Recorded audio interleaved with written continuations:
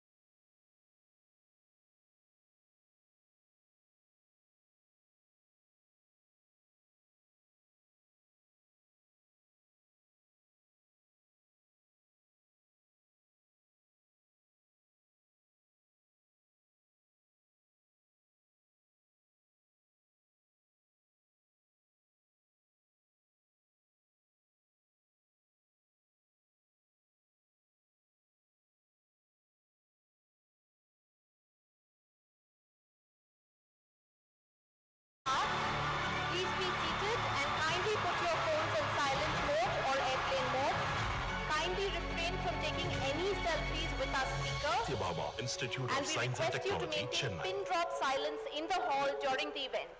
Thank you. What does a home mean to you? Family, safety, peace, lifestyle. Home is many things to people. To us, it's everything. We are DRA, creating world-class homes since 1985. 37 delightful years of making the customer happy. DRA is a customer-centric developer that understands, nurtures, and values its customers. They are the core of everything we do. Over 10 million square feet of spaces in Chennai. Our biggest and proudest achievements. An award that defines what we stand for. A customer-centric developer that puts customer at the core. An award to showcase us as an emerging trendsetter in the real estate realm. And it's just the beginning. At DRA, we value your dreams and the worth of your hard-earned money. That's why we envision projects that are known for their super high appreciation value and excellent returns. On time, every time. That's our biggest strength. Every day, every minute, we work towards bringing you the best. DRA is Chennai's first developer to display construction timeline meter at all project sites. You get up-to-the-hour status on the progress of your project. Customer Delight, yet another novel initiative from DRA. The Customer Delight Meter, with an average delight score of 95%. This is primarily thanks to DRA's honoring its commitment in terms of on-time deliver, quality, service, and various engagement events for all our existing customers. DRA TrueLive. At DRA, we take pride in introducing pioneering concepts in Chennai. TrueLive is one such innovation, a co-living idea that has revolutionized the Chennai real estate scene, bringing future trends in homes before anyone else and experiences. DRA is always committed to the social and environmental development of the community. We have undertaken many empowering initiatives that have a positive impact on the society. Our Miyawaki and Nutrition Garden programs in government schools was an effort to promote a sense of responsibility towards nature and the community for future generation. DRA Homes is committed to have all our upcoming projects IGBC certified. Our vision for the future is to build extraordinary, innovative projects and to achieve 1,000 crores by consolidating our position in Chennai. Transforming, inspiring, and changing people's lives. DRA. Experience nice.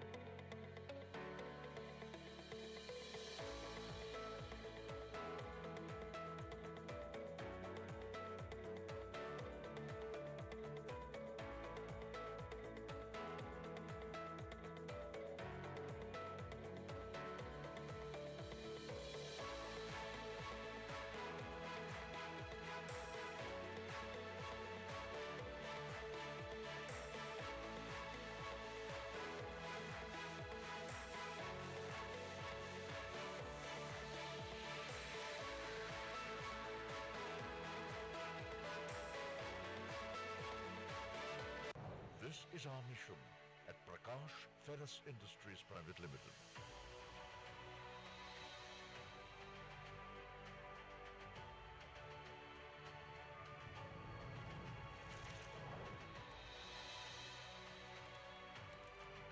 PFI Tirumala TMT, or PFI, has been the indomitable, invisible heart and architecture of growing India to metro rails, refineries, thermal and nuclear power plants, national highway projects and ports, water infrastructure, and government housing.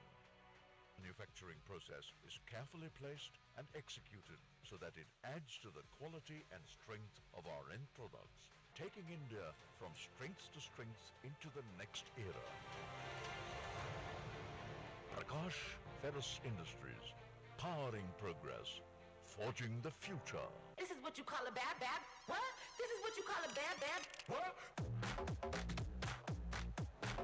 Ladies and gentlemen, our Honourable Finance Minister has arrived. We will be starting in 10 minutes. A few households before we start. Once again, I request everyone to please be seated and kindly put your phones on silent mode or airplane mode. Kindly refrain from taking any selfies without humor. Request you to maintain a pin-drop silence during the event and kindly refrain from moving around. Thank you.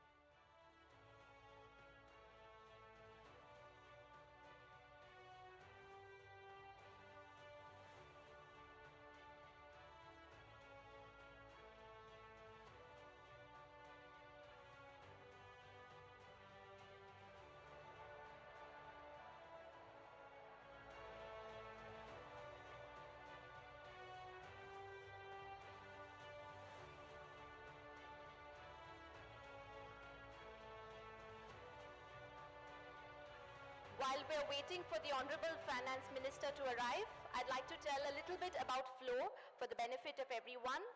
A division of the Federation of Indian Chambers of Commerce and Industry, FICCI, the apex body of industry and commerce in India.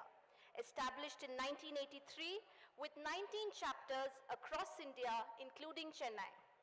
Member profiles encompassing entrepreneurs, professionals, corporate executives, artists, and homepreneurs. FLO Chennai was founded in 1993 and it supports entrepreneurship, women's rights, and leadership with a strong membership of 890 plus members. It is indeed a privilege to have all of you here today. Also, I'd like to request everyone to please put your phones on silent mode if you haven't already. We will be starting shortly. Thank you.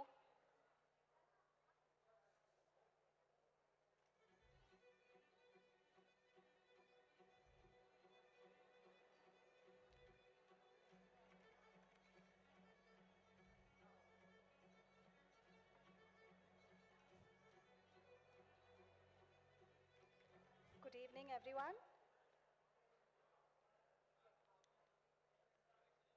Welcome to an evening that promises to be nothing short of extraordinary. I am Pooja Chhabria, leading the Women Empowerment Vertical and the podcast team for FICCI FLO Chennai. I am also the day chair for the event today. Joining me is Shruti Singhvi, who co-heads the Women Empowerment Vertical with me. We are absolutely thrilled to be your MCs for tonight. Before we begin, may I kindly request everyone to take their seats and ensure their phones are on silent mode. Let's create an atmosphere of respect and engagement for what promises to be a truly memorable event. We would like to start by expressing our gratitude to our generous sponsors, without whom this event would not have been possible. Let's give a round of applause for our platinum, gold, silver, and bronze sponsors and our event partners. Their support has been invaluable. We are extremely thankful for their partnership. We have a distinguished guest with us this evening, someone whose leadership and vision have greatly influenced the economic landscape of our country. But before we dive into the event, may I kindly request everyone again to please take their seats and ensure your phone is on silent mode. Let's maintain the decorum of this gathering. Our Honourable Finance Minister will be here shortly. Please do welcome her in the true enthusiastic Chennai flow style. Thank you.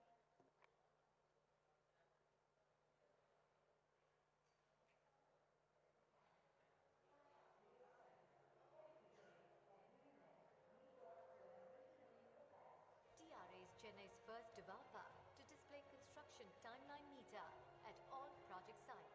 You get up-to-the-hour status on the progress of your project. Customer Delight, yet another novel initiative from DRA, the Customer Delight Meter, with an average delight score of 95%.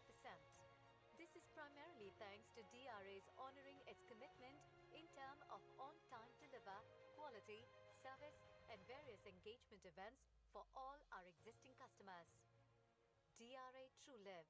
At DRA, we take pride in introducing pioneering concepts in Chennai. TrueLive is one such innovation, a co-living idea that has revolutionized the Chennai real estate scene, bringing future trends in homes before anyone else and experiences. TRA is always committed to the social and environmental development of the community. We have undertaken many empowering initiatives that have a positive impact on the society. Our Miyawaki and Nutrition Garden programs in government schools was an effort to promote a sense of responsibility towards nature and the community for future generation. DRA Homes is committed to have all our upcoming projects IGBC certified. Our vision for the future is to build extraordinary, innovative projects and to achieve 1,000 crores by consolidating our position in Chennai. Transforming, inspiring, and changing people's lives. TRA. Experience nice.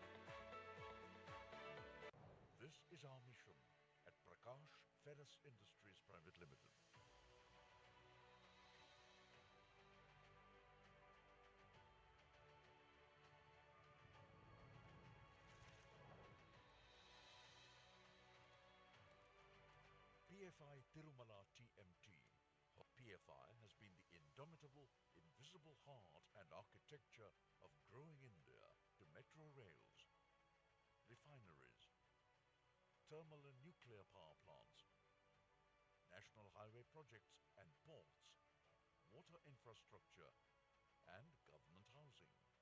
Manufacturing process is carefully placed and executed so that it adds to the quality and strength of our end products, taking India from strength to strength into the next era. Prakash Ferrous Industries, powering progress, forging the future. This is what you call a bad. What? This is what you call a bad. What?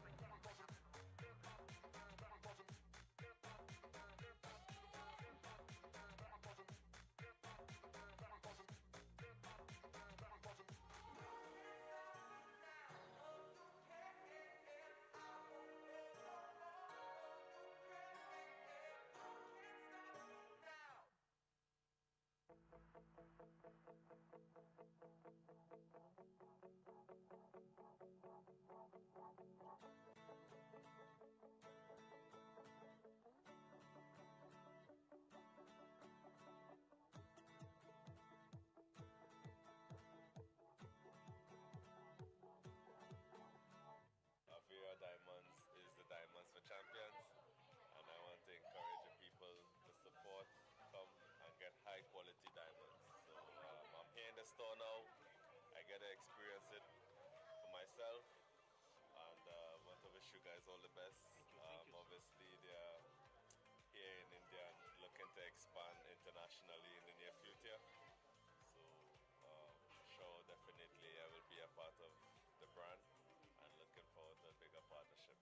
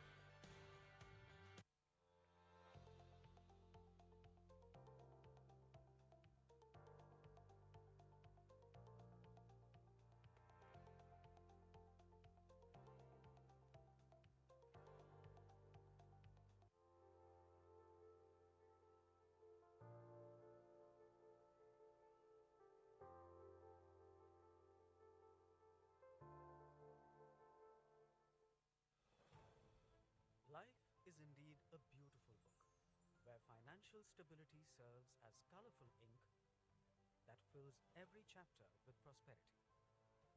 And as you embark on this journey, having a partner every step of the way makes it even more exciting. That is what we aim to be for every individual looking to invest their money, their trusted financial partner for life.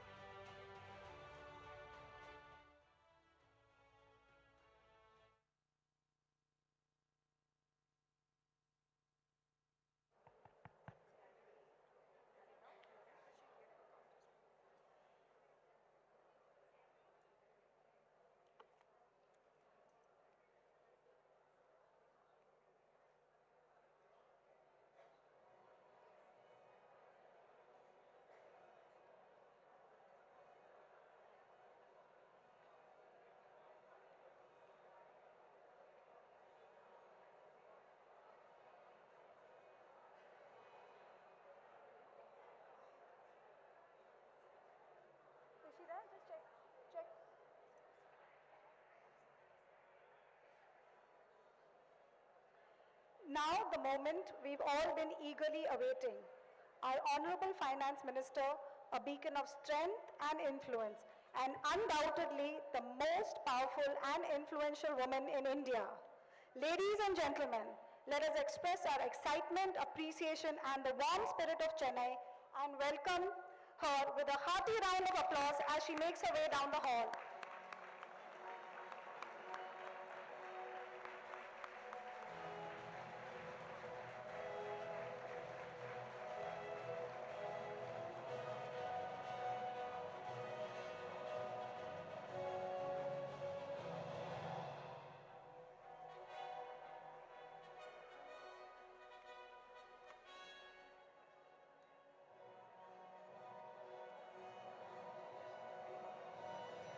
It is my absolute honor and privilege to introduce our incredibly talented chairperson, Divya Abhishek, the current and youngest chairperson of FICCI FLO Chennai. Presiding over multiple chambers, Divya is the youngest elected chairperson of SIRC Institute of Cost Accountants of India in the 65-year history of the institute. She is the president of the Women Empowerment Forum of India. She is the youngest woman independent director to be appointed on the board of listed companies in India.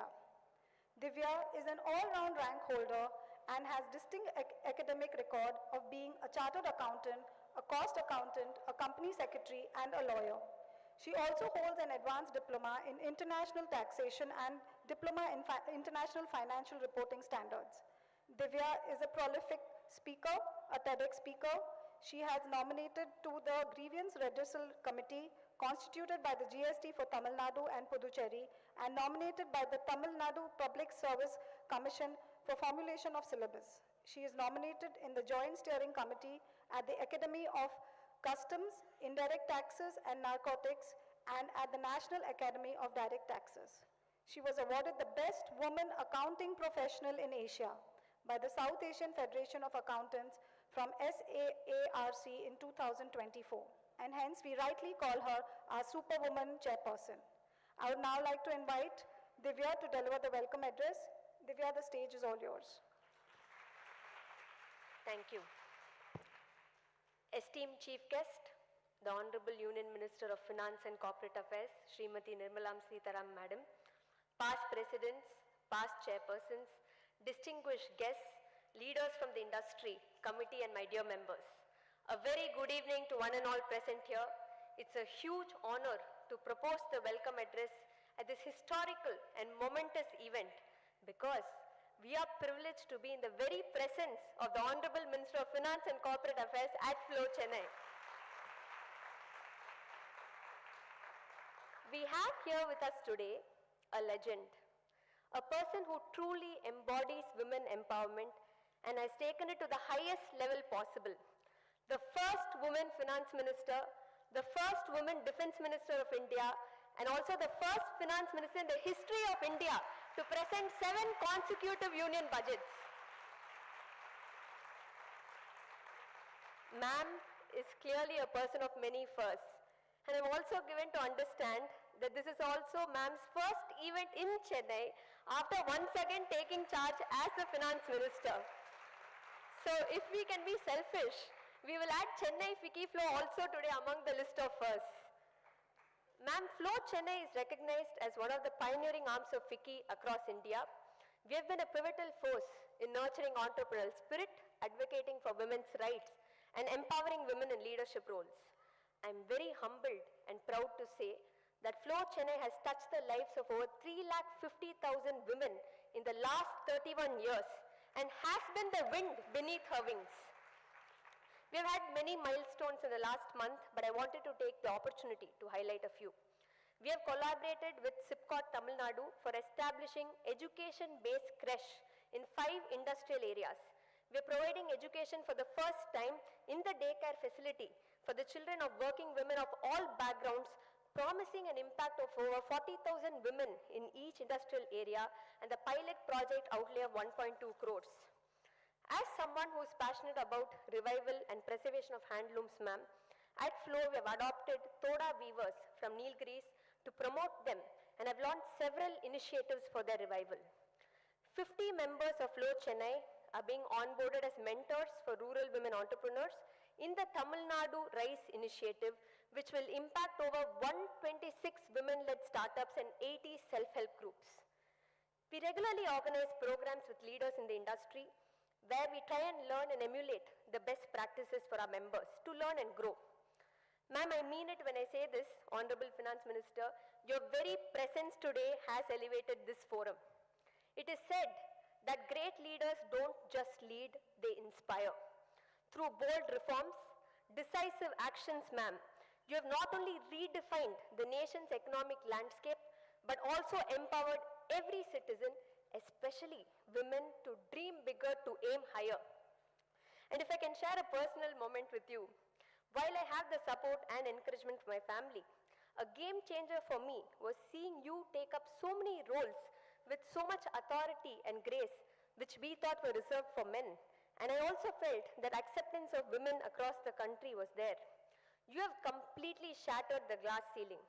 Like me, I'm sure there are millions of women, girls, you have inspired and continue to inspire to be courageous, confident and fearless. I'm actually reminded of an incident when I say that. Now, a book publisher wanted to have a market survey with the people on how books impacted their life. So he met a very successful woman and he said, Madam, you are very successful. So if you have to attribute your success to one book, what would you recommend to the others also? Now, without a minute's thought, she immediately said, yes, definitely, my husband's checkbook. But that on a lighter note, it is fair to say that you have played a key role in helping women realize their potential and becoming more independent. You have cemented yourself in the history of this country and in the hearts of the people. Honourable Finance Minister, as the Chairperson of FLO Chennai, I can confidently say the entire fraternity of women entrepreneurs here fully support your initiatives and acknowledge the groundbreaking work you have put in for the benefit and development of the nation as a whole. We are very proud to say we are partners in nation building to achieve the vision of Viksit Bharat 2047 and will continue to fulfill this role under your dynamic leadership. Your presence here today, despite your very busy schedule, shows your greatness and we are truly blessed to have you. Dream requires effortless sleep. Aim requires sleepless effort. Sleep for your dreams and wake up for your aim. After all, it is not the years in your life that count, but the life in your years that truly matter. With this motto, at FLO Chennai, we work tirelessly to bring out the best of programs and projects. And they say that God heals the patient, but doctor collects the fee. So likewise, I could be the chairperson, but for today's event to be possible, an entire village worked very hard. And I'd like to extend a special thanks to Sri Bhaskar, MD of Province, Sri K.T. Raghavan Sir, Senior Leader TN BJP, Sri H. Raja, Convener TN BJP. I'd also like to thank Day Chair Pooja Chabria, Secretariat Radhika Agarwal, Sandhya Rajan, entire Executive Committee, strong team of 30 volunteers, 100 working committee members, and to the 900 plus members of FLO Chennai. With these brief words, I welcome all of you and look forward to an evening of inspiration. Thank you very much. Thank you, Divya, for that inspiring and energizing welcome. Your words truly set the tone for the evening ahead. We now request Mrs. Prasanna Basanadu, our past chair and founder of Tiki Toro, to introduce our chief guest for the evening.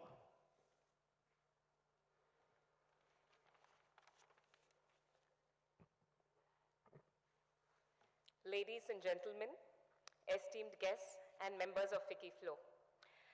Today we have the distinct honor of welcoming a visionary leader, a trailblazer in public service, and a powerful advocate for economic reform and development. It is my privilege to introduce our esteemed guest and keynote speaker, Srimati Nirmala Sitharaman, Honourable Union Minister of Finance and Minister of Corporate Affairs. Srimati Nirmala Sitharaman has been at the forefront of shaping India's economic landscape in recent years. As the first full-time female finance minister of India, she has broken barriers and set new benchmarks in leadership. With a background that spans both public policy and private enterprise, she brings a unique perspective to her role, a blend of rigorous academic training, international experience, and a deep understanding of India's socio-economic fabric. Her journey is a testament to perseverance and commitment. Born in Madurai and educated in Trichy, Srimati Nirmala Sitharaman's early academic endeavors led her to the prestigious Jawaharlal Nehru University, where she specialized in economics. Her career began in the private sector, but it was her calling to the public service that has truly defined her remarkable trajectory.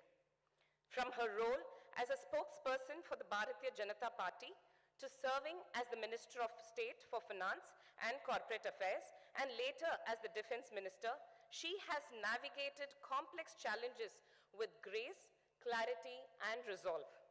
As Finance Minister, Srimati Nirmala Sitharaman has been instrumental in steering the Indian economy through turbulent times. Her decisive actions during the global pandemic, her focus on sustainable development, digital innovation, and fostering an inclusive economic environment reflect her forward-thinking approach. Under her stewardship, several bold reforms have been implemented to promote financial inclusion, support entrepreneurship, and ensure India's resilient growth trajectory.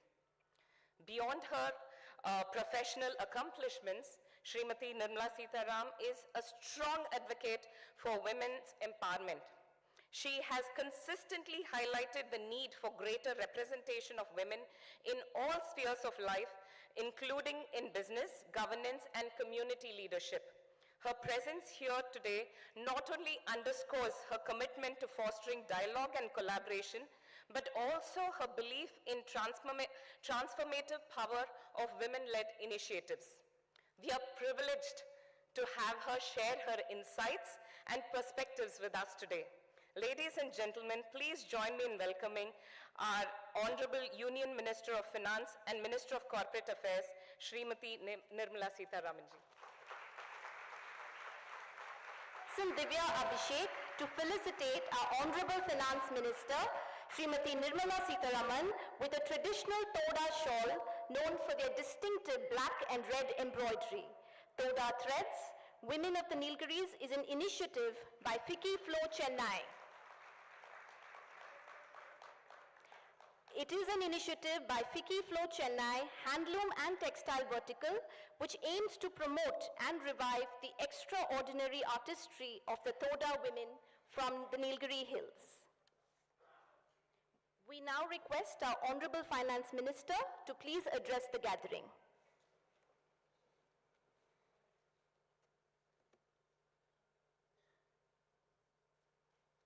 Good evening, and I'll start with an apology. The flight landed late. I tried rushing myself to get a bit fresh and then come down. In any case, you've been made to wait, so apologies for that. Divya's right. This is my first public address post taking charge as Finance Minister again in the third term of Prime Minister Modi.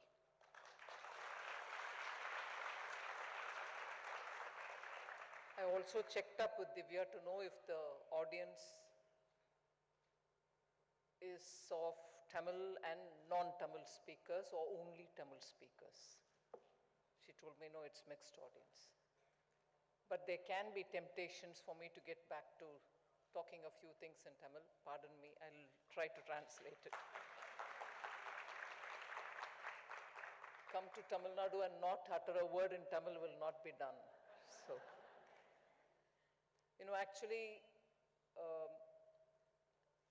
we are standing here, I mean, not just me, the government, after having been elected for the third term consecutively. I want to underline the fact that it is absolutely critical from the point of view of stability and continuity. Now, policies which are made with a lot of consultation, policies which come out of stakeholders giving their inputs, are made after a lot of effort, and in that, having worked closely, I can say, the Prime Minister literally labors to know what the views on the ground are. So policies are never made in a hurry. Policies are never made with a confidence that we know it all, never. Whether it is policies related to women, whether it is policies related to, scheduled caste, scheduled tribes, or the poor. In fact, you would have noticed from before the election campaign, there was a context to it also. That today, if in India, you're looking at wanting to reach a good stage of being developed as a country by 2047, it's all right for us to say, oh, that's a political, sloganeering, Vikasit Bharat. No, don't all of us want to see this country better off? Don't all of us want to see this country much, much better than what we've seen during our childhoods? So it is an aspiration for all Indians to want to see India developed, by a certain milestone, and keeping 2047, that is 100 years after we obtained independence from imperial rule. It's not too ambitious to say, by that time, let us work to have an India which is built with our sweat and toil, and reach such a level that all of us can be proud that during our lifetime we built an India which the next generation will feel proud to be part of.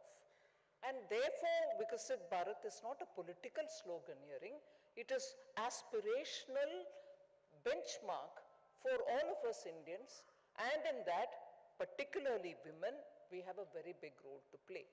Now, when I say this, it is not washing my hands off saying, government says all women will have to contribute to this. During this, Divya tells me 30 minutes, but I'll try to finish it earlier so that you can have an interaction as well.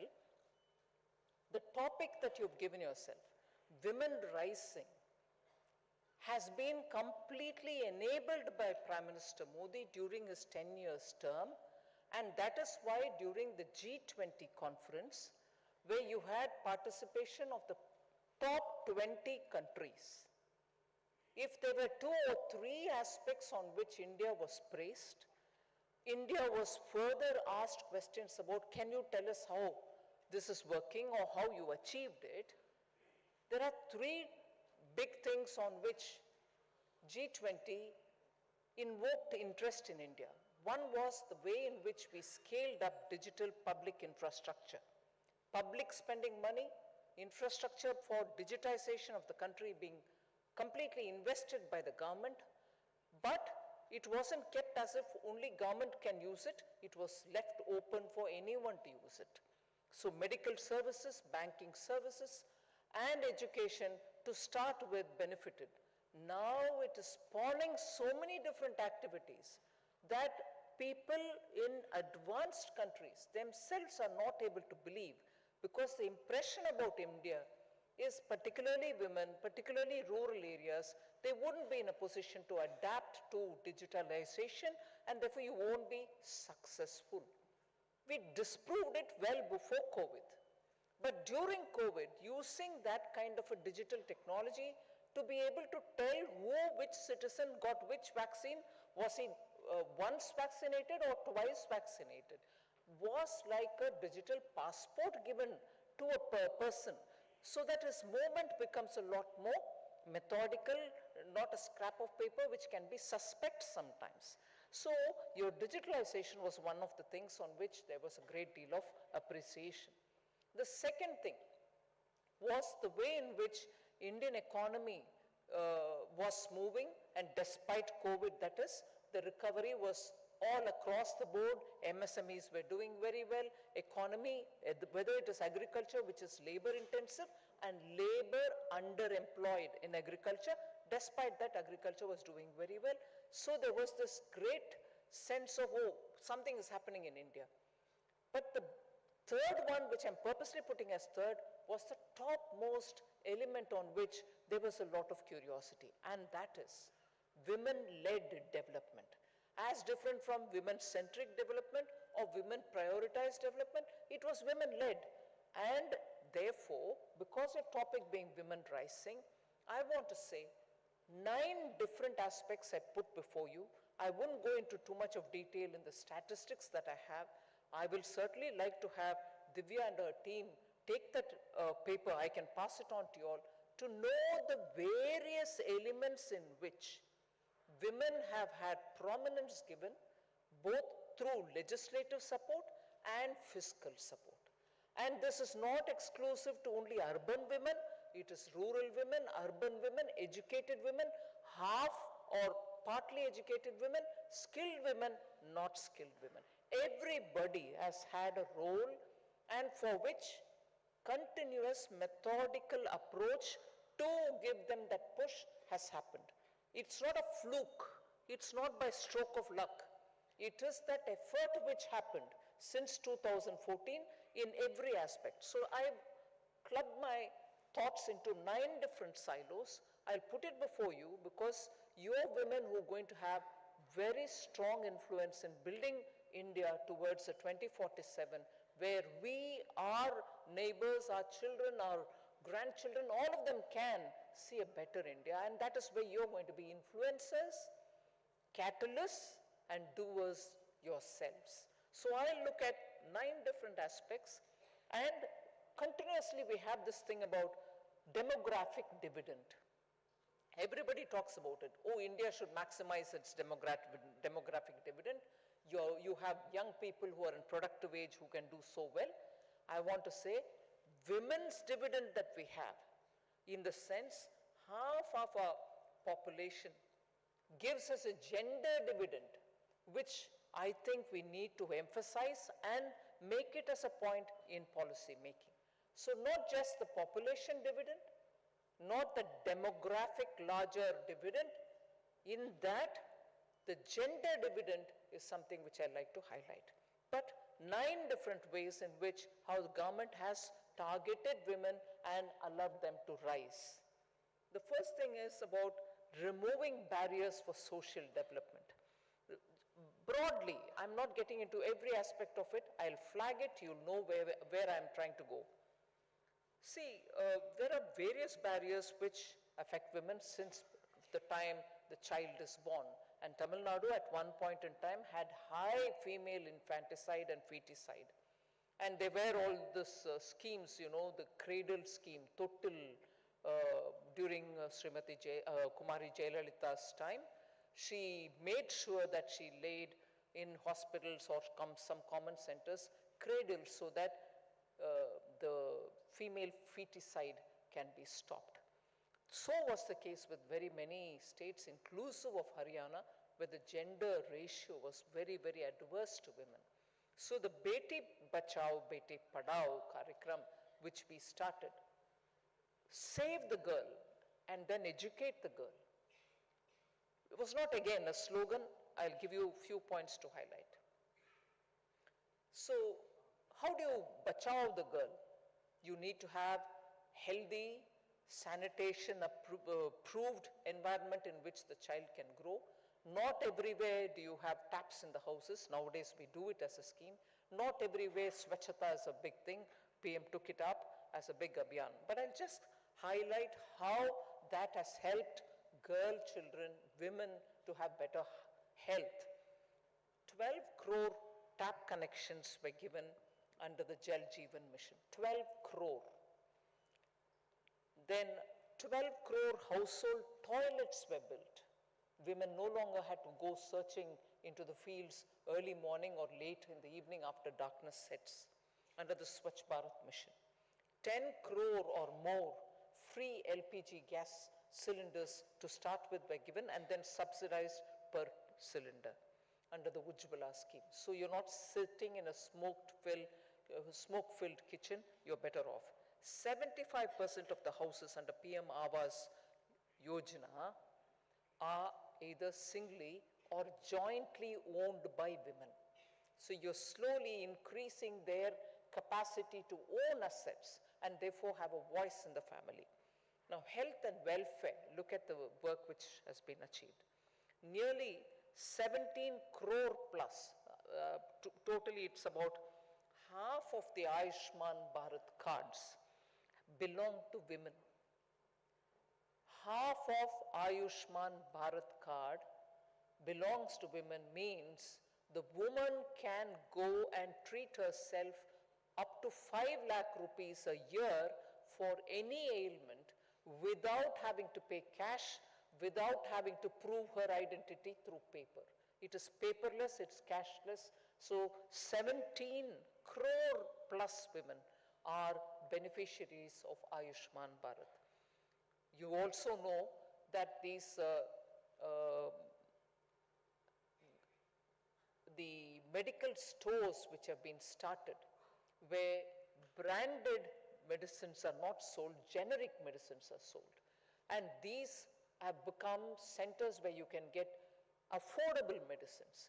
Through such Jan Aushadhi Kendras, you are selling sanitary pad for 1 rupee a pad so that the poorest of poor women can afford hygienic living. 3 crore pregnant women get PM Matru Vandana Yojana's financial assistance before the delivery of the child and after the delivery of the child.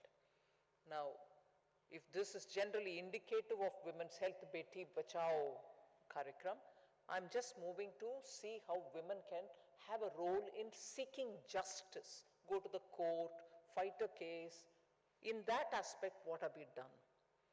Women in judiciary, just see the numbers.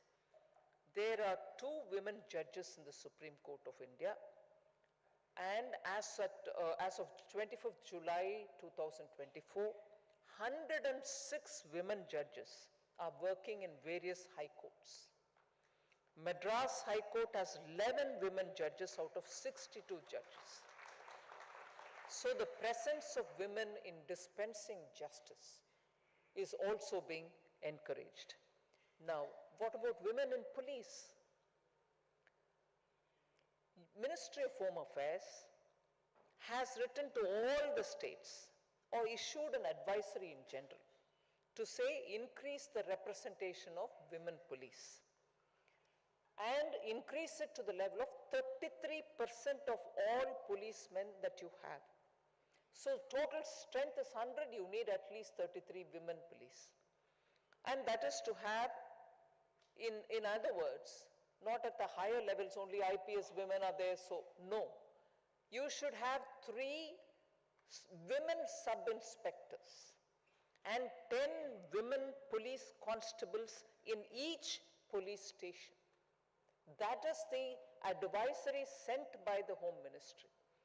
3 women sub-inspectors and 10 women police constables in each police station. Then, percentage of women in police force has risen. In 2013, it was only 5.87%, whereas now, when I say now, I'm giving you a slightly dated data, 2022, it rose to 11.75% women's presence in police. But what does it actually mean? It didn't impress me at all when I saw the other number, which is for per million population, you have 1,538 police personnel. But for per million population, we have only 170 women police personnel, not adequate at all. So there's more work to do. But there are enablers which are now provided. Home Ministry is following it up, telling the states to increase recruitment of women and so on. So women police station, are there many? I know there was a time again in Tamil Nadu. We were, I think in Tamil Nadu, the first among many states to have women police station exclusively. Whether that was a successful experiment or not is a different story. But women police station. Women police station have increased from 518 in 2014 January to 745 in 2022. So there is an effort, there is a nudge, there is a push, there is this request to the states because law and order comes under the state's subject. They need to recruit more women. They need to have more women. Now, I think in Tamil Nadu, I said 518 in 2014, 745 in 2022.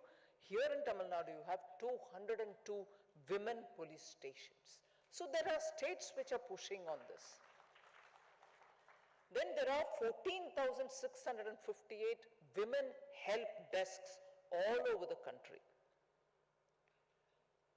So do we get a hang of justice for women? Yeah, they're all present, women's judges are present, women police is available in the ground. But fast tracking of justice for women, that very process is a very tiring process. It is a very, very cumbersome process, but even in that, under Prime Minister Modi, you see rapid changes happening. Fast track courts are very important, particularly because they are meant to deal with heinous crime.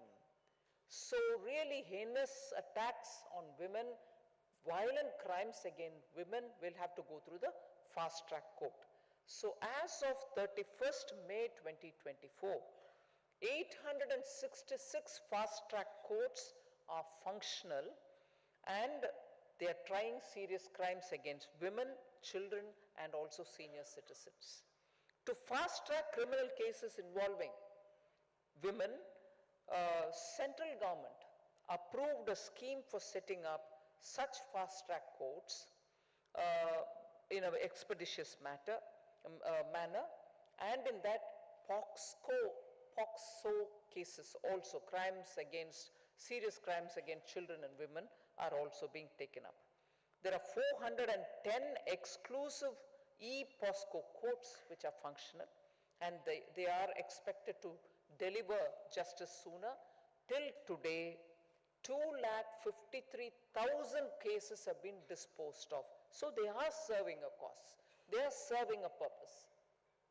There are some states which are not speedily setting up fast track courts, but they are a very good catalyst in providing justice for women. We need to encourage that. There are also one-stop centers. I'm not sure the numbers are before me, but I need to know how they function. 816 one-stop centers have been approved in 36 states.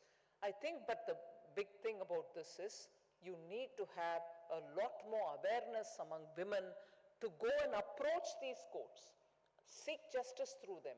But that awareness is not as much as we would desire. So as a result, broadly, you have the gender ratio or the sex ratio at birth improved. Today, it is 930 per 1,000 male, still not at par, but it was 918 in 2014. Maternal mortality rate has reduced from 130 lakh live births, which was in 2014-15, to 97 lakh births in 2018-20. It has come down fairly significantly. And of course, the girls' education data which comes from school also is very healthy. The other important silo which I want to refer to you is about the financial independence of women. On that, through Jan Dhan Yojana, which Honourable Prime Minister launched in 2014, only a couple of days ago, we celebrated the 10 years of a major scheme. Again, I'll go back to remembering G20. People were impressed that a scheme like this could make women and individuals who had no financial inclusion significantly till then have all been covered. Now 53 crore accounts have come under Jan Dhan Yojana. 53 crores. Now under Jan Dhan, I said 53 crore accounts in 10 years. In that, 55% are of women's accounts. So financial inclusion for women. And also, single women's name accounts, Jan Dhan and in general. 53% it was in 2015-16. By 21, it had reached 79%, where women are owning their own accounts and deciding on their financial, whatever deposits that they have. So that's made a big difference again. One thing which very surprisingly, I didn't think there will be a time in India to talk about investments made by women. You would think, all right, money to spend with women, it's all right. Women to do some business, the parent or husband or somebody gives them the money. But today, the investments are happening by women independently, and that data is important for us to remember and share. You have these Association of Mutual Fund India, AMFI. They've given data on the share of women in India's mutual funds under the asset under management has shot up from 15.2% in 2017 to 21% in 23. So the pace of growing particularly is happening through small towns. It's not Chennai women. It's more Tirupur women. It's more like, some small town anywhere. I don't want to take a name of a small town and people say, no, we are not small town. Anyway, tier 3, tier 2. So in that is beyond the top 30 cities. Safer way to say, in India, the top 30 cities, if you push them aside, these women have come from further below 31, 32, and 50, and so on. So women from far-flung areas are now showing interest in putting their money, not just for saving, but for investment purposes. Axis Mutual Fund also did a study, July 24. What did they say? Increasing number of women are assuming control of their financial futures, as in their study, 72% of women investors are now making their own independent decisions about their own investments, which is a brilliant number. 72% of women making their own decisions. So the proportion of women investors using fintech channel, even better. They're not just putting their money for investment, they're going through the fintech routes. So technology savvy, investment savvy, money management savvy, and not the urban metropolitan women from everywhere. Amazing changes are happening in India. In that Axis study says, women investors using fintech channels has skyrocketed, that is Axis's own words, from 14% to 55% in just 5 years. Women are just rapidly moving in that area. Okay, now investment is all right. I'm moving to the next silo so that I don't take much of your time. Entrepreneurship. All of you are here, about you. Women-owned businesses in India make up around 17 to 20% of the country's total enterprises. So 1/5 of all the enterprises in this country are run by women. So that is accounting for about 15.7 million enterprises, all purely women run. Targeted support are being given. Now, entrepreneurship among women can be from small to medium to big. Government supports the small, for which I want to take the example of PM Mudra scheme. Look at the number of women. Targeted credit support women entrepreneurs account for 68% of Mudra, 78% of stand-up, and 44% of PM Swanidhi. So these are, why am I listing only these? These are collateral free. Government gives the sovereign guarantee, you just go pick the money up and do your business. In that, 68% of all Mudra monies are going to women. 78% of stand-up is going to women, and 44% of Swanidhi is going to women.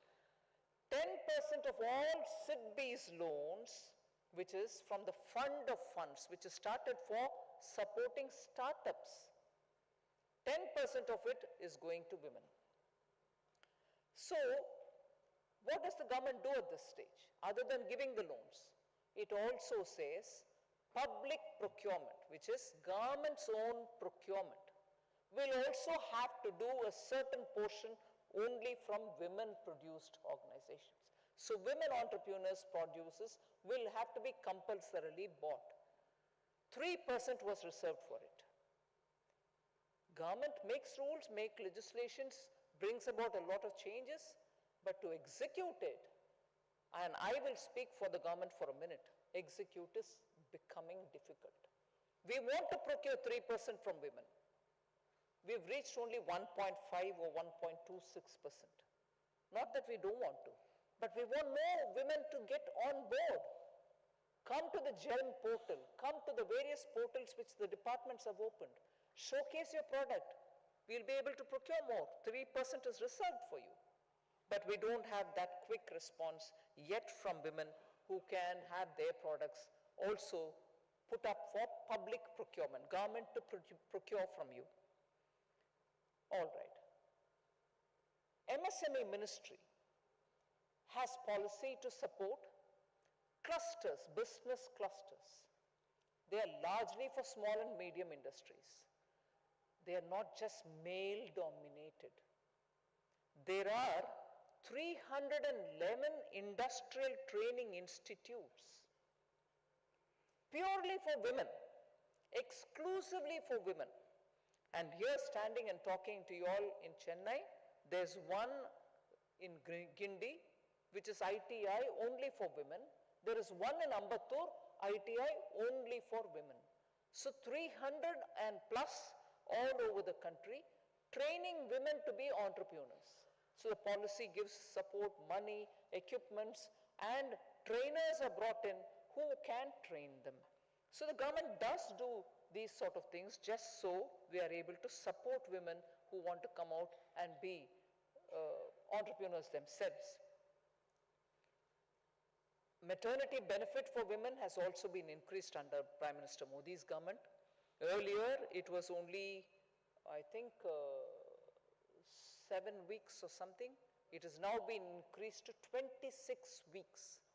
Maternity, paid maternity leave. All right. 2 favorite things about which anybody from this government under Prime Minister Modi will never miss an opportunity to talk is Lakpati Didis, drone Didis. In every village now, there are women being trained to become Lakpati Didis, which means they will be women who will earn at least ₹1,00,000 every year because of the training that we provide. And also after that, we give them some assistance. What is it? They are now trained in plumbing, LED bulb making. LED bulbs are now being made in cottage industries, and mostly women are making it. And they're also being taught to use drones, maintain drones and repair and lease it out. They can go themselves serve the drone or give it to somebody to go do the work and come back. So the Lakpati Didis sometimes are also drone Didis. The government trains them to use drone. I keep saying this. It might not be such a big thing for Tamil Nadu, but I think even for Tamil Nadu in a way, and for many states, it's one thing to talk about women, empowering women and so on. But in villages, where women largely are seen in agricultural activities, doing only the very laborious, painstaking, physically hurting work, like you will find, and I'm sorry for the men who are sitting here, stand up and spray the fertilizer will be happily done by the man. But bend and remove the weeds will be done by the women. Just swap the role and see. Will it work? It won't. In such an environment, Prime Minister Modi said, hey, let all that be what it is. I'm not going to disrupt that. But I will allow these women to take these drones and spray the fertilizer. survey the land for the crop intensity so that you'll know what is the density of the crop and what will be the probable outcome. Survey the extent of land, and all this, sari clad, probably flowers in her hair women, holding in the village a drone's control board, and the drone goes on the field. What would it do to our Indian mindset? Please just go back and think. In a village where otherwise she is along with another 50 women, bent completely like a U, picking the weeds. Today she says, well, we'll do that, but here, I have come here to spray the fertilizer. And what? Not the usual style, through the drone. That training is being given by our government. So women rising is not just getting women in the boards of big companies. It's not just getting women to become chartered accountants. It's also making sure your women, your cousins in the villages are also doing things very differently. So it does two things. It gives her some money to earn, but she becomes really confident, self-confident, and becomes a talking point in the village. Didi is going to come with a drone to spray the fertilizer, man. You want to know the extent of your land? Call her. And she does the repair of the drone. A drone which till now the young man in the village has not touched. So there is an attitudinal change which is being worked at. And that is where I would want to give credit to the Prime Minister. So he just doesn't give money in the hands of the woman and saying, I'm empowering you. He is simultaneously empowering the mindset of the entire village, saying we can look up to our women for many other things. And that change is what I'm very proud about. It's one thing to have people put in good posts, Oh yeah, till now no government has given women positions in defense and finance. Prime Minister has given me. Brilliant, okay. Me, just as one individual. No. Every woman in the ground today is being empowered truly through these various skills that he's trying to provide, give them the resources for it, ask them to form FPOs so that they can change the economy with their decision making. So I can just throw the number at you. 15,000 women, self-help groups have been chosen for training of these women, and also pick up some women from them to have continuous support being extended. And in this budget, comparing with 2014, when 97,000 crores were given, 97,000 plus crores were given for women, this time we've provided 3.10 lakh crores for women-related schemes. Where is 97 in 10 years ago, and where is 3 lakh plus now? That is the emphasis Prime Minister has given for women. And in this particular budget, I have made announcement for working women's hostels to be provided, creche to be provided, and also promotion of market access to all those women who are doing localized businesses. The participation of women also is improving. The data which is coming out from the Labour Ministry, female labour force participation has also increased. It has now gone to 37% from the earlier 23%. So there is definitely. So the naysayers who talk about, oh, India, women are not getting an opportunity, they're not doing anything, should go through a comprehensive picture of what's happening in the last 10 years, rather than flippantly talk about nothing is happening. Startups. Sorry, have I crossed my time, Divya? Startups. The tendency, and I know when it was launched, I was in the Commerce and Industries Ministry. At that time, it looked as if women are not in startup world. Innovations is the critical word. So when startups are being formed, more men are coming forward with a lot of innovative thoughts, which could be scaled up for commercialization. So women probably are not up to it. No. I'll give you the number today. There are more than 1.4 lakh recognized startups in this country, 47% have at least one women director in them.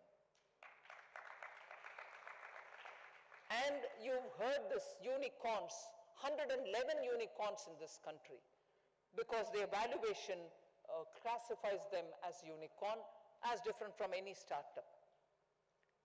18% of these 111 unicorns are created or led by women.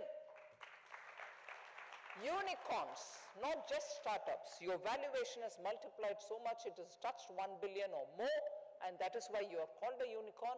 There are 18% of these 111 which are women-led. So I want that message that women are everywhere. In some places they may not be seen as much, but their numbers are growing.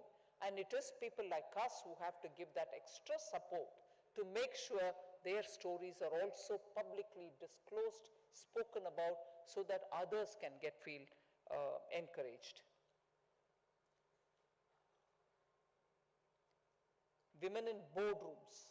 There are more things to be said about startups, but I'll leave it there. Women in boardrooms. There's a threefold increase. All India, there are 8.83 lakh women who are directors associated with active companies as of August 2024.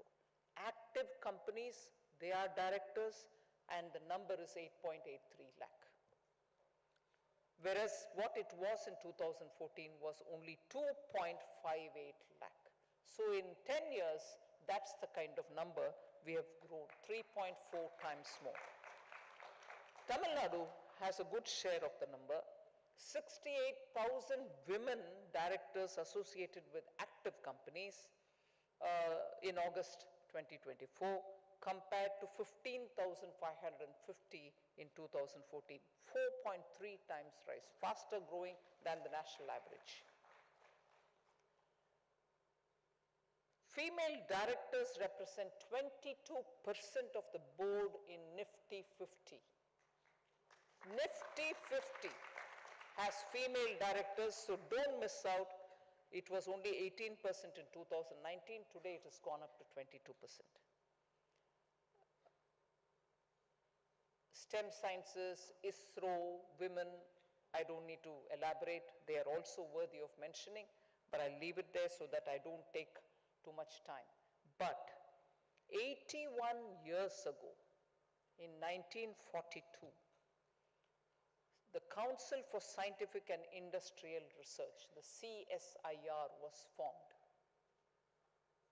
I'm sure you know why I'm mentioning it here now. 81 years ago it was formed, and only now, since 2022, you have a lady who's heading it as the Director General. Dr. N. Kalai Selvi heads it. 81 years, they've never had a woman. This time, from 2022, you have a lady heading it. Lastly, you have specifically mentioned power, politics. The Women Reservation Bill has been passed. That's the first thing which was done in the new Parliament. I was so happy. Any random bill is okay.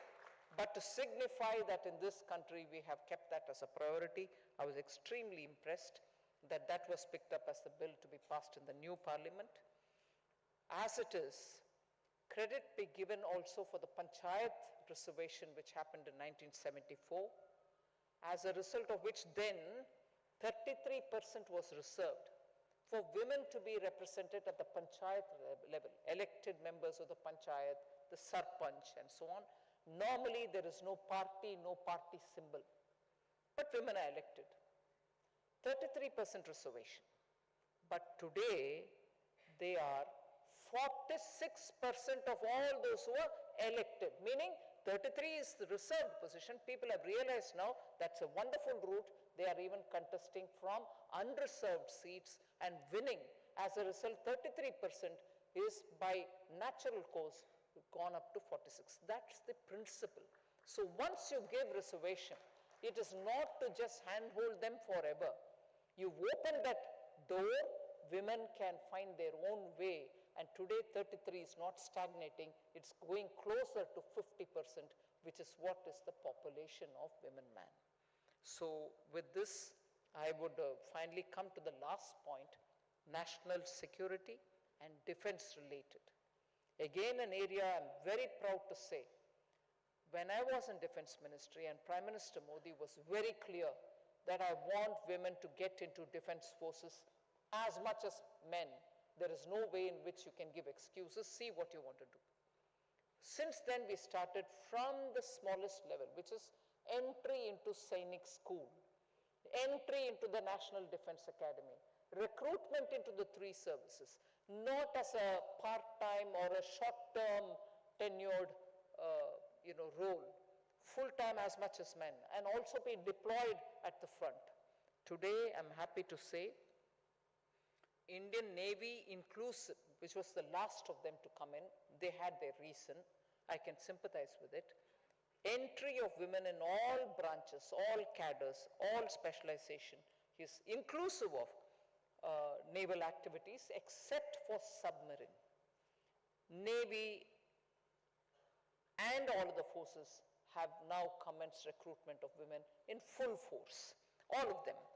Women Agniveers are also being recruited, and they're also being given a complete role as much as other Agniveers.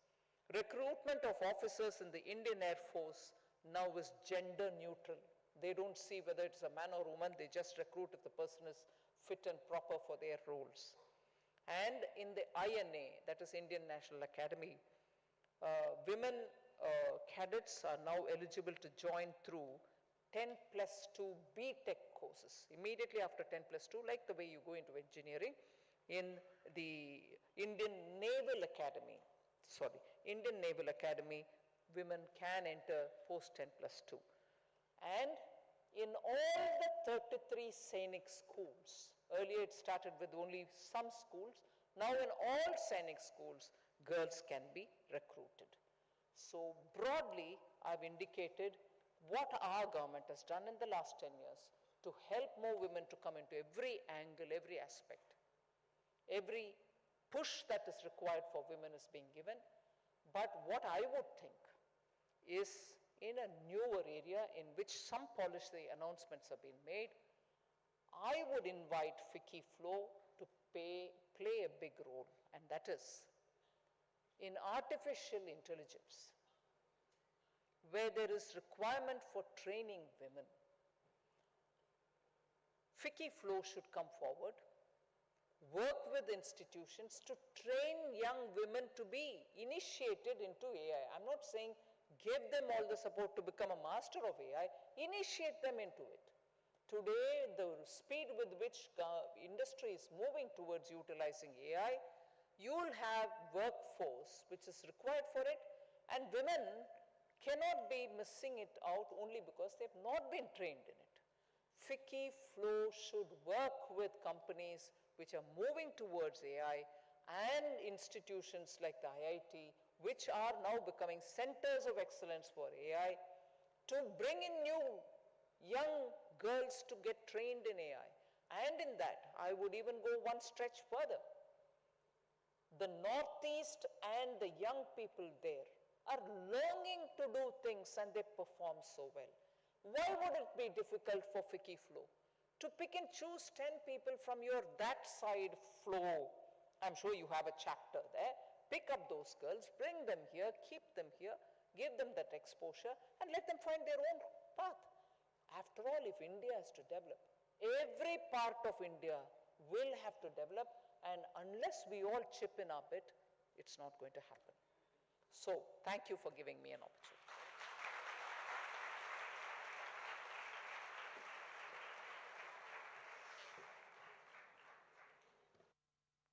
Thank you so much, ma'am, for those insightful words that have undoubtedly inspired us all. Ladies and gentlemen, let's give her a huge round of applause once again that echoes beyond these walls. And now, it's time for a moderated session that promises to be as engaging as it is enlightening. I'd now like to introduce our moderator, Mrs. Sudha Shivakumar. Mrs. Sudha Shivakumar is a distinguished lawyer and investment banker with over 32 years of experience and is the immediate past president of the FICCI Ladies Organisation, FLO, having previously served as its 40th national president. Her impressive career includes leading major organizations, managing international portfolios, and spearheading non-profit ventures. She is a gold medalist with a degree in English from the University of Madras, holds a Master's of Applied Finance, and has specialized in corporate and bankruptcy laws. As the national president of FICCI FLO, she focused on empowering women and driving social change through initiatives such as collaborations with Niti Aayog and Google and advocating for the care economy. I'd now like to invite Mrs. Sudha Shivakumar to the stage to begin this engaging discussion.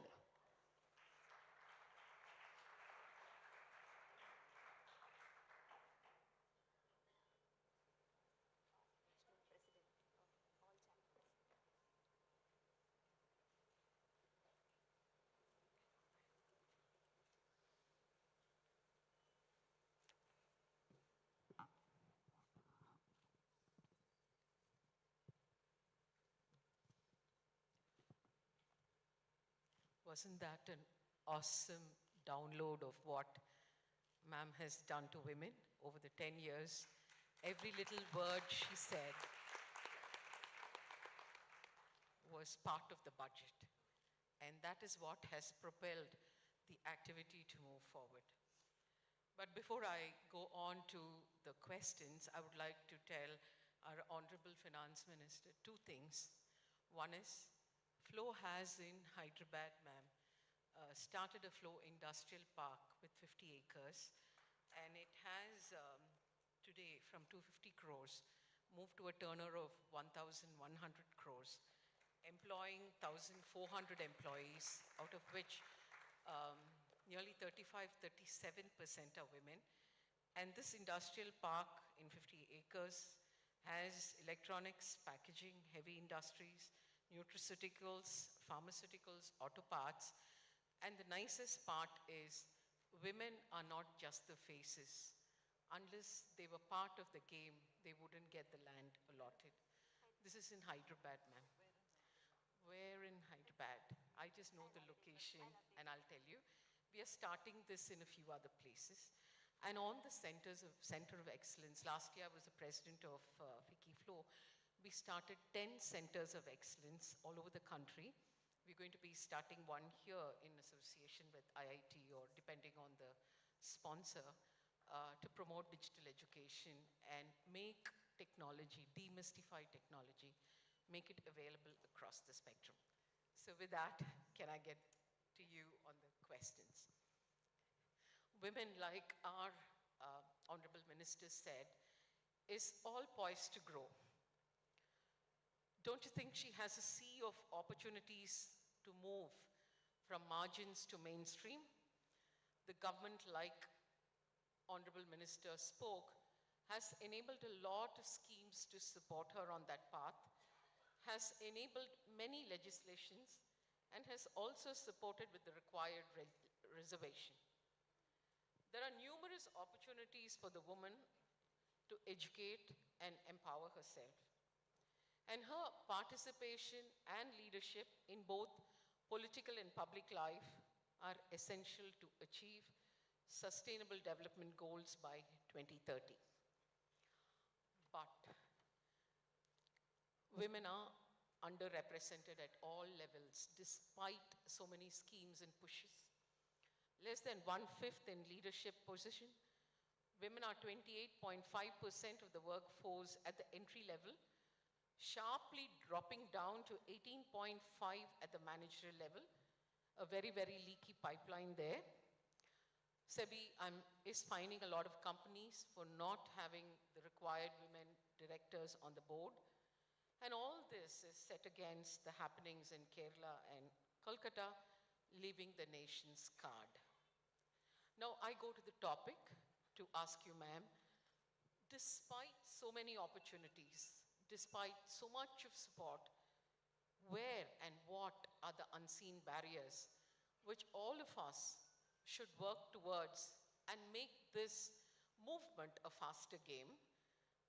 My second one is, this would help Viksit Bharat 2047. We at FLO, what do you think, ma'am, that we could work towards with you to achieving this? I'm not sure there is a straight answer, but I'll try to sort of do some guess, and sometimes it can be a bit blunt. See, not just because I've recited the different types of measures which the central government has taken, many states are taking their own measures. But eventually, 500 of you all are here. Many are not here. Similarly, I think it is women who will have to come out to do things. And in that, I don't fault women, because we are still in that cusp where balancing the family and also contributing on your own with the skills and the knowledge and the learning that you have acquired, that you can do, is still a matter of every individual balancing for themselves. So, adula na blunta veeda uttrunga velaiku vaanga na solla maten. We'll have to do the balancing. It is important that women's contribution in labor force in India will have to be looked at with Indian perspective. Whereas in the West, everybody leaves the house and goes and contributes, each one for a productive contribution. And they eventually also have a support mechanism.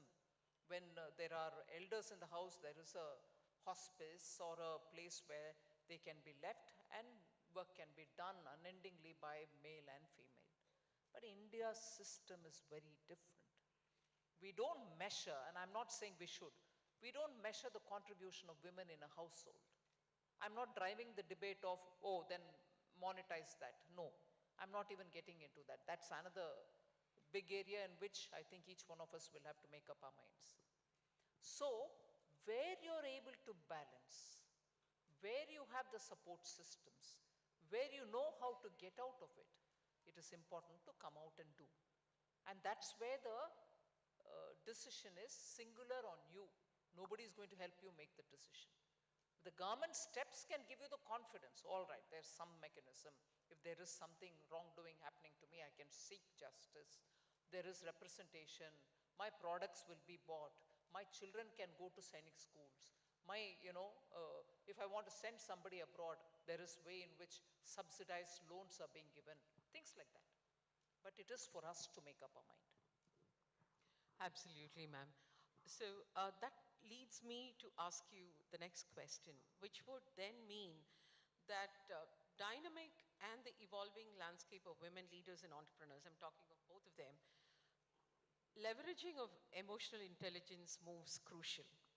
Now that seems to be a driver at home if you really want to move forward. That seems to be a driver at corporate houses, and possibly, I have no visibility into politics, so emotional intelligence possibly plays a role at every aspect.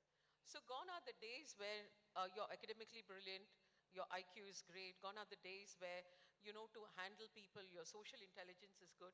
EQ seems to play a very big role. And not just, if you say 25% of each, the last 25% seems to rest on marketing these 25%. If a woman really needs to, no, like you, I don't believe in crashing any ceiling. The ceiling is within your mind and it's trapped in you. So if a woman has to rise, if a woman has to break these unseen barriers, how do you think she has to emotionally, socially move forward, ma'am, in your experience? There's nothing different for us as different from men. Even men have their emotions. Only I think because they've been in public open spaces for too long, they know what chalta hai is, what gets done, what is acceptable. Kya chalta hai. Whereas women, I think, have not seen their role yet completely about where your EQ will have to be drawn as a fine line and where you have to come out to be a part of a larger team. So it is more exposure which will give you that strength, and it will happen. Just one little one. See, this works with educated lot. Still, if you go to... Oh, no. No. Those who are in rural areas and women who are less educated or less exposed have a lot more confidence than you and I. We can learn a lot from them. Imagine what they did in adapting to the QR codes. Absolutely. Imagine what they did sitting in the hedges of the farms and selling the farm produce. Imagine what they are doing today. And I find, may not be the best example to give. Look at the aspirational youngsters who are all coming on YouTubes nowadays. I'm not taking TikTok as an example. That's terrible. But look at the women. You and me are not doing it. They're all coming up with fancy ideas of, oh, look, this is a product, a content. I didn't know content creators are all from Bareilly, Tumkur, Putanampatti. Amazing, man. So, Yes. they're far ahead of us. No, ma'am, I was just trying to ask, we need to reach all these schemes to them, and the role I think FLO can make in that space is phenomenal. Now to Divya, what would you That was very insightful, ma'am. I think as someone who holds such a prominent position in public life, there's constant media scrutiny. But I'd like to ask a question that is a little bit more on a personal note. How do you deal with self-doubt? Do you ever have self-doubt or criticism? How do you deal with it? What would be your word of advice to the people here? Oh, criticism is every day, every minute. And you were very gentle to say media. You should also add a social to it. What's happening in the social media? Yeah. You have it every morning, every afternoon, every evening. Now it's, everybody is there, out there to tell you what you should do. So, being a very prominent person and a very powerful person, ma'am, what is a day in the life of Srimati Nirmala Sitharaman? How do you start and end your day? Take us through your day in this avatar. Start with newspapers, end with social media.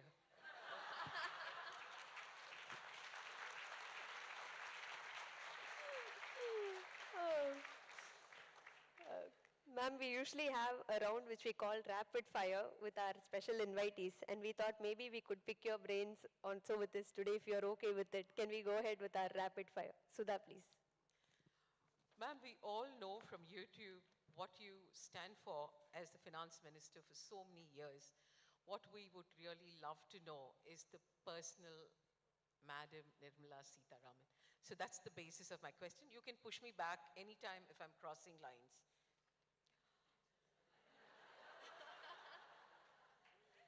I promise I won't.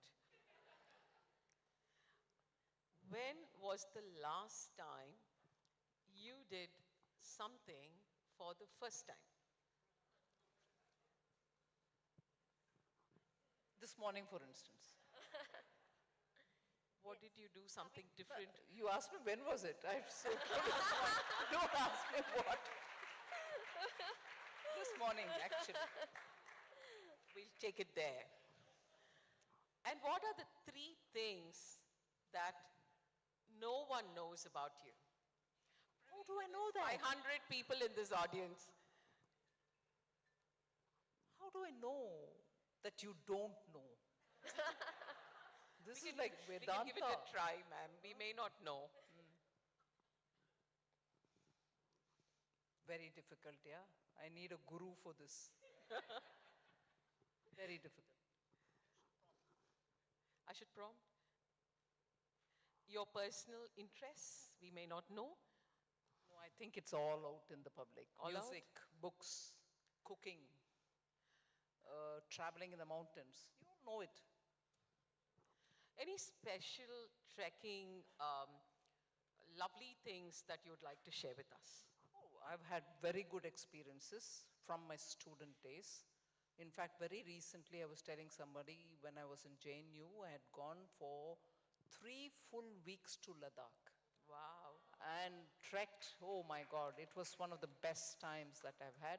Similarly, I've had a wild trek into the, uncharted hills in Uttarakhand.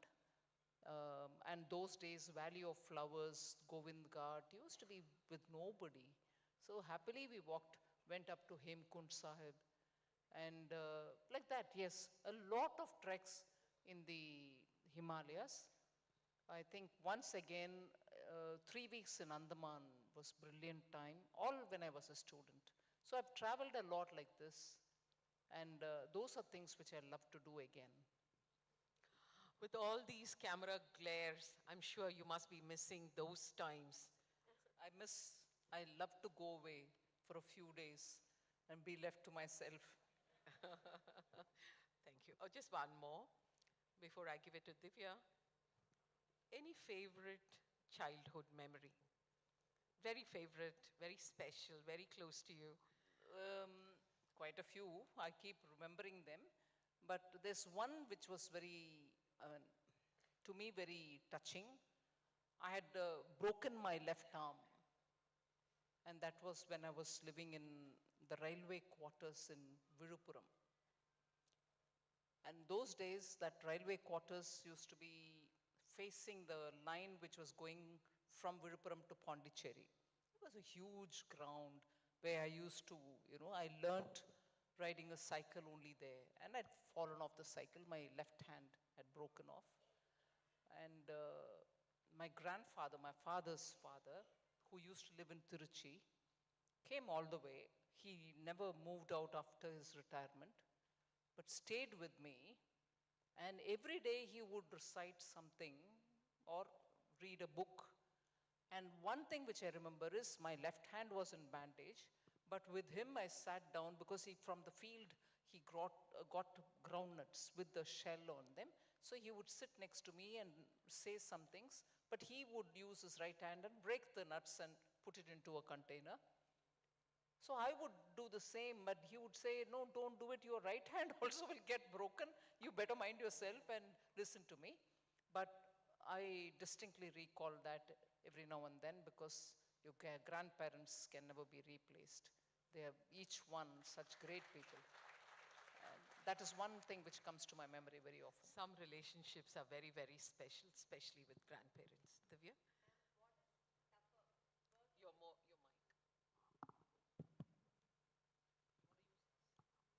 What is tougher, ma'am? Working and delivering a budget or addressing the post-budget media? Sitting in front of FICCI FLO and answering this. What do you really miss most about everyday life and living? I used to love to do my own business, go to the market, buy my own vegetables or books, bookshop, or just walk around or visit a friend. Not possible now. I tried doing it once in Chennai and it became a bit of a, what becomes a nuisance is they suspect when a politician does all this, it's drama. Or they suspect that I would have done something exploitative. I would have bought the vegetable and not paid for it. No, but honestly, the very next day, I saw in a newspaper, that particular newspaper's journalist went in search of that dukan and asked that woman, did she pay you? How much did she pay? How did she pay? And did she pay the full amount or did she pay? And he promptly reported it, I must say, honestly. But these are things which I can't imagine. I mean, obviously, I won't buy a vegetable without paying the person, but world has become like that. So today they want to make a story of that because it's quite, spicy to write, oh, the finance minister came, bought vegetables, but didn't pay. What a news, Andhra, Tamil Nadu or Delhi? Oh, each for itself. Andhra has great things for me. Tamil Nadu, of course, very strong memories. Delhi's been my karma bhumi. So. Great. Okay. Lovely. Ma'am, we're so comfortable sitting and talking with you. You're so warm, so affable. We've also seen you on the floors of the parliament with your voice so logical, so clear, and so sure. Between this spectrum, would you like to define your leadership style? It's a bit difficult because even to me, it'll sound a bit, favoring myself like, or flattering myself like, but I would aspire to be, and I try to be, I make efforts to be. You have to be blunt, you have to be, frank, but you have to have decency. You can't speak nonsense. Speak with facts, speak well, speak with affirming details, but never be indecent. I'll strive for that. You may want to hit at an opponent when you're discussing the matter, but after that you don't need to carry the enmity. You can always say, hi, what's happening, when you meet them in the corridor. You don't need to carry the bitterness through. That's a second. And third, I wish parliamentary debates are lots more with contents. Sometimes it's quick fire and call names and go away. I know the speaker and the chairman of the Rajya Sabha, speaker in Lok Sabha, try pushing towards having a lot more pithy debates. I want those to come back. Because whenever I enter the house, in the new parliament as well, I constantly, at least in the old one, it used to make me feel, oh my God, such people have been in this house. Will I even be worthy of, the time that I spend here? Because absolutely great people have been in that house last 70 years. But today, sometimes it makes me feel, what has it happened? What has it come down to be? I want them to be a lot more, make people feel that the time spent there is worthy. Everyone talks substance, matters which are worthy for people to hear. I love to have that happening. This is such a breath of fresh air. Thanks so much, ma'am. What do you think is the most rewarding part of your job?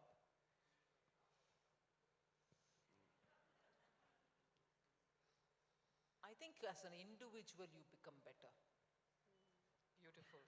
Because the kind of roasting you have, the kind of thrashing you get,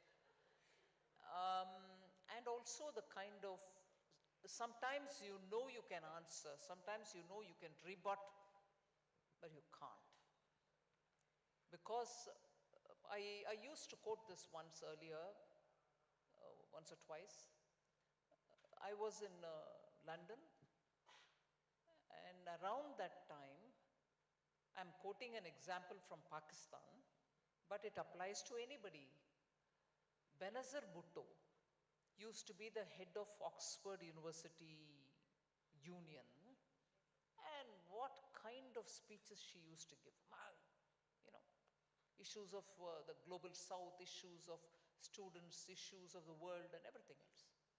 But the moment she came back to Pakistan and got elected, she would fumble for words. She wouldn't answer, or she would, go around in circles. And I was watching this and I used to think, "Arey, what has happened over here?" She used to speak so powerfully. She used to sort of, to the point, hit at people. Why is she not able to answer? But I can tell you, I'm not comparing myself with anybody. When you're in the opposition, you can have all the firepower. You can accuse, you can allege, you can sometimes even do things without fundamental data in your hand. But even with fundamental data and reason and logic in your hand, when you are in the government, you just cannot speak sometimes. And that makes you feel, inside I used to feel very angry, saying, why the hell can I not say? Why can't I come and explain? But today I realize that silence sometimes has great strength. And as an individual, therefore, I feel it's changed me a lot. Beautiful. Ladies and the few gentlemen here, it takes me to the last question of today. We know her as the woman with numbers like this, statistics like this, a very thorough, strong exterior, a woman who can handle any situation, anything. But beyond all this, can I ask what makes you you? Very difficult question. Was she a journalist before? This kind of question only can come from journalists. What makes me I'm an me? investment banker, ma'am, and a Oh, right, lawyer. okay. I really don't know. My upbringing maybe, which gives this rigidity in certain things, not to compromise on integrity, not to be, or to be above board always, not to be blamed for things which you should have thoughtfully done and avoided. These are very much part of my upbringing, so I can't change. A lot of people have commented saying, you look like a headmistress, you talk like a headmistress. I'm sorry, yes, probably. Far from it this evening. I'm sure all of you will vouch. Yes, huge round of applause. Headmistress? Not at all. I said far from it. Oh, okay. So, these are observations which I've heard from people, that you're too tough, you're too rigid, you're too, stern. Maybe I think as a woman in politics, as a woman living alone in Delhi, far away from my, Maike or Sasural, பிறந்த வீடு புகுந்த வீடெல்லாம் விட்டுட்டு எங்கேயோ போய் டெல்லியில் இருக்கும்போது நம்ம தற்காப்புக்கு சிலதெல்லாம் பண்ண வேண்டியிருக்கு. So very different from what I would love to be, but that's it. That's me. On that note, maybe stand Thank up. you very much, ma'am. For a standing ovation for our honorable fabulous woman who's spent 1 hour with us, opening herself up. We owe every bit to her. There's so much to learn from her. There is so much to match the footsteps she has left. And 3 cheers to this evening. Hip hip. Hip hip. Hip hip. That was indeed an insightful session. To show our appreciation, we now like to present a memento to our esteemed speaker and the moderator. May I request Chairperson to do the honors.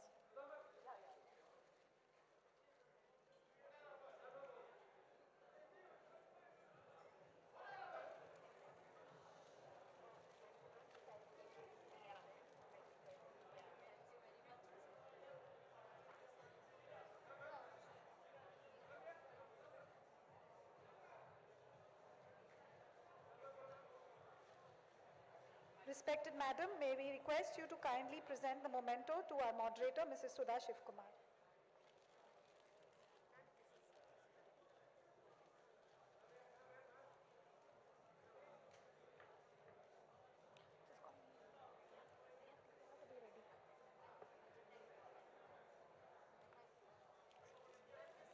I now invite our Senior Vice Chairperson, Niyati Mehta, Jewelry Designer and Partner at Mehta Jewellers, to deliver the vote of thanks, following which we will have the national anthem.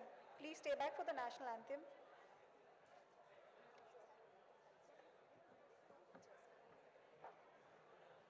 Good evening, everybody.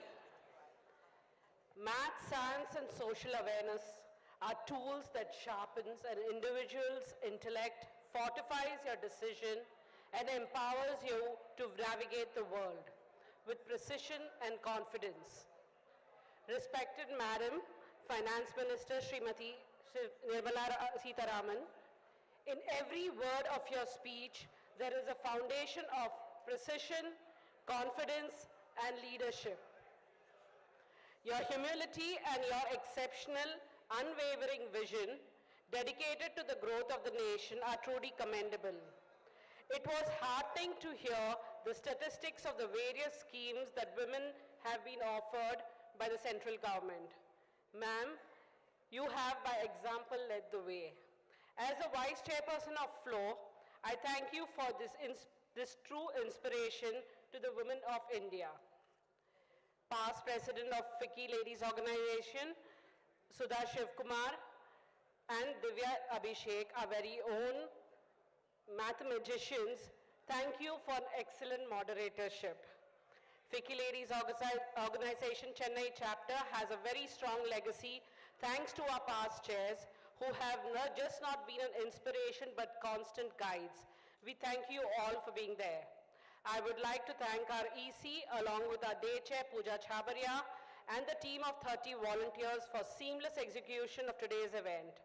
And of course our social media team, you are our rock stars as always. Thanks to Geeta Muthuswamy for preparing the press release. The success of every event is dependent on our sponsors whose wholehearted contribution helps our events.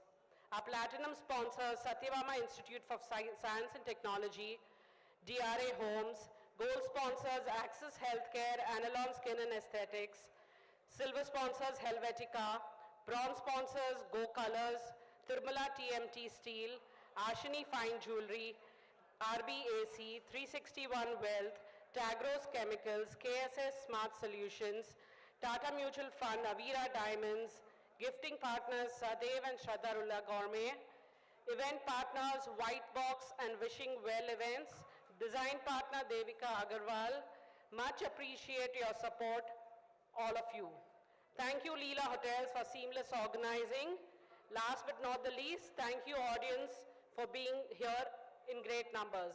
Hope to see you all soon again. Please stay back for the national anthem.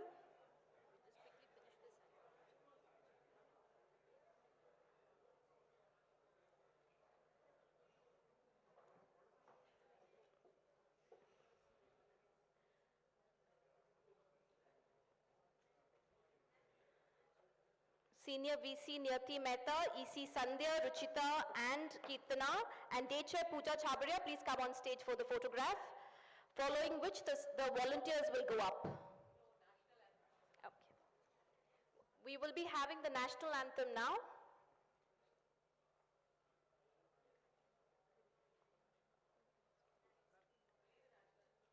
Can we have the national anthem, please? The AV team, national anthem, please.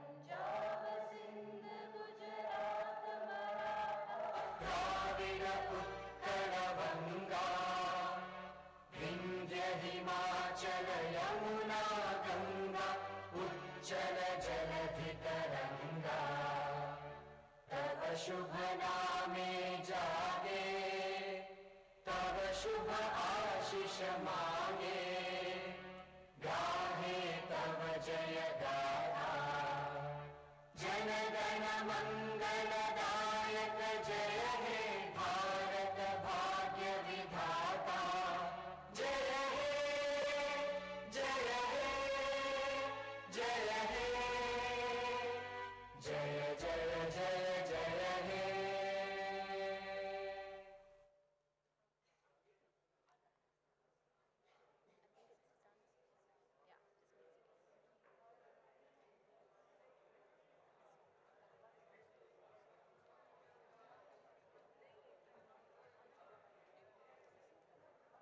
protocol है वो है, we have to follow the protocol.